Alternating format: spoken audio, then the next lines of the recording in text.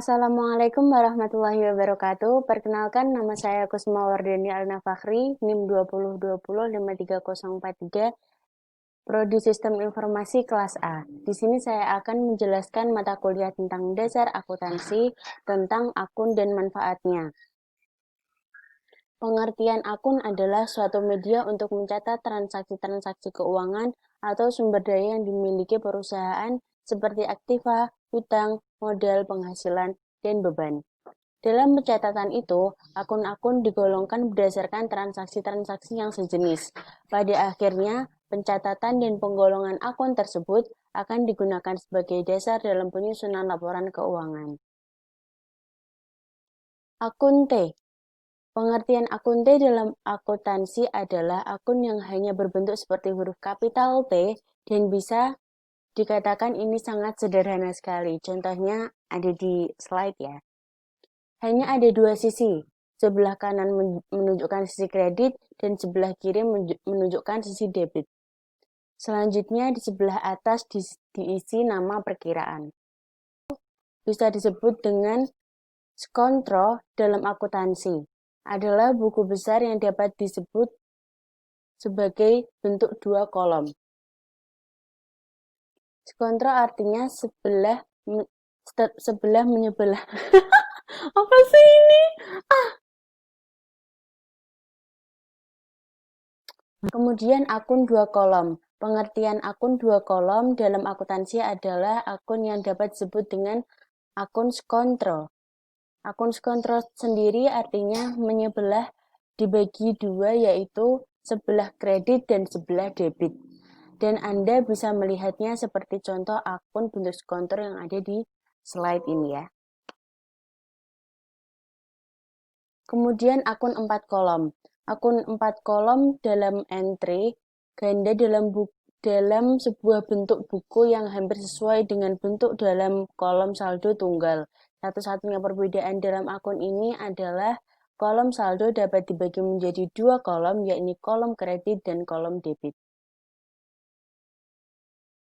Pengelompokan akun dibagi menjadi dua. Yang pertama ada akun neraca atau disebut juga akun real, yaitu semua akun yang terdapat di dalam neraca seperti akun aktiva, akun hutang, dan akun modal.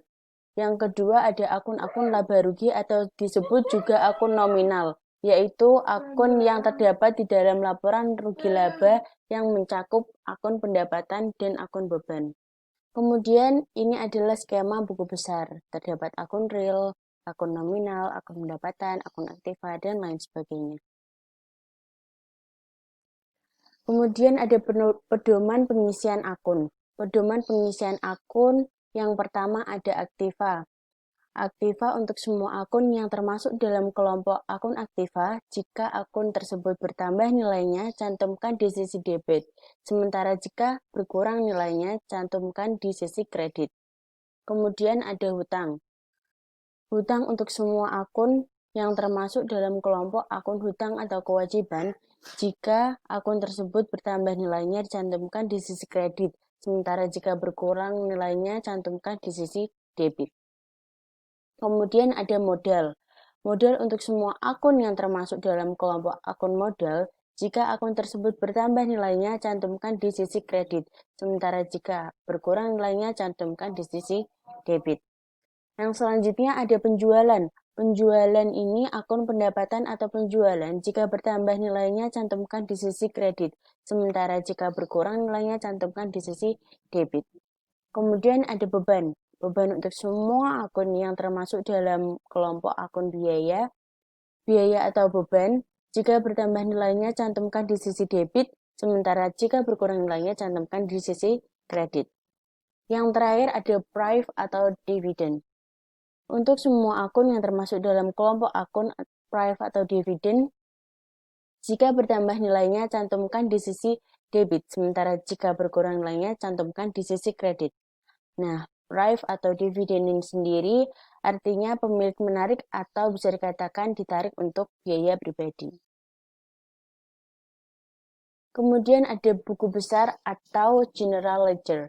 Adalah kumpulan dari semua akun atau perkiraan yang dimiliki suatu perusahaan yang saling berhubungan satu dengan lainnya dan merupakan suatu kesatuan. Bisa diartikan sebagai buku yang berisi kumpulan akun-akun perkiraan yang terkait dengan pencatatan transaksi keuangan, yang mengikhtisarkan buku pembantu yang berisi semua daftar perubahan laporan keuangan dari suatu entitas atau perusahaan. Buku besar merupakan dasar pembuatan laporan neraca dan laporan laba rugi. Kemudian ada neraca percobaan. Neraca percobaan di sini atau bisa disebut dengan neraca saldo adalah suatu daftar yang berisi seluruh akun yang ada di dalam buku besar beserta saldo akhirnya pada suatu periode akuntansi tertentu. Daftar ini juga berisi nama akun dan nilainya. Nilai yang disajikan adalah saldo debit maupun kredit. Kemudian ada laporan keuangan. Laporan keuangan yang pertama adalah laporan laba rugi. Laporan laba rugi adalah suatu laporan yang menunjukkan kemampuan perusahaan dalam menghasilkan profit dalam suatu periode akuntansi dalam setahun. Laporan keuangan suatu perusahaan yang dihasilkan pada suatu periode akuntansi yang menjabarkan unsur-unsur pendapatan dan beban perusahaan sehingga menghasilkan suatu laba yang bersih. Ini dia contoh dari laporan laba rugi. Terdapat kolom pendapatan, beban operasionalnya meliputi beban promosi, listrik, dan telepon, atau gaji karyawan. Bisa juga yang lain-lainnya tergantung menyesuaikan suatu usaha perusahaan. Kemudian laporan keuangan yang kedua adalah laporan perubahan modal.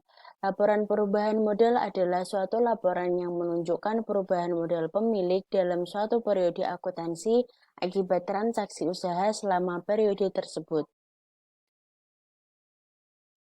Yang mana menggambarkan peningkatan atau penurunan aktiva bersih atau kekayaan selama periode yang bersangkutan berdasarkan prinsip pengukuran tertentu yang dianut. Ini dia contohnya laporan perubahan modal.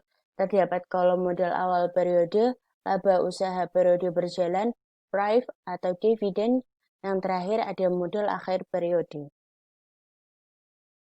Kemudian laporan keuangan yang ketiga adalah neraca. Neraca adalah suatu daftar yang menunjukkan posisi sumber daya yang dimiliki perusahaan serta informasi dari mana sumber daya tersebut diperoleh. Yang mana mencatat informasi mengenai aset, kewajiban pembayaran pada pihak-pihak yang terkait dalam operasional perusahaan, dan modal pada waktu-waktu tertentu. Nah, ini dia contoh dari laporan keuangan neraca. Terdapat aktiva lancar, aktiva tetap, hutang jangka pendek, hutang jangka panjang, di mana kita akan mendapatkan yang akhir total aktiva dan total pasiva. Kemudian ini ada contoh laporan arus kas. Laporan arus kas sendiri adalah bagian dari laporan keuangan suatu perusahaan yang dihasilkan pada suatu periode akuntansi yang menunjukkan aliran masuk dan keluar uang perusahaan. Dalam arti sempit, laporan arus kas artinya sebuah laporan keuangan yang menyajikan arus kas masuk dan arus kas keluar dari sebuah perusahaan. Contohnya, seperti yang ada di slide, terdapat kolom saldo kas awal periode, arus kas masuk, meliputi penerimaan piutang, penerimaan penjualan tunai, penerimaan pendapatan bunga, macam-macam kas masuk, sehingga kita dapat mendapatkan jumlah kas masuk. Kemudian ada arus kas keluar, meliputi pembelian tunai, pembayaran hutang usaha, pembayaran hutang bank, macam-macam kas keluar, sehingga kita dapat mendapatkan jumlah kas keluar, di mana kita dapat mendapatkan saldo akhir periode dari jumlah kas masuk dikurangi jumlah kas keluar. Sekiranya itu dari saya. Kurang lebihnya mohon maaf, semoga bermanfaat. Wassalamualaikum warahmatullahi wabarakatuh.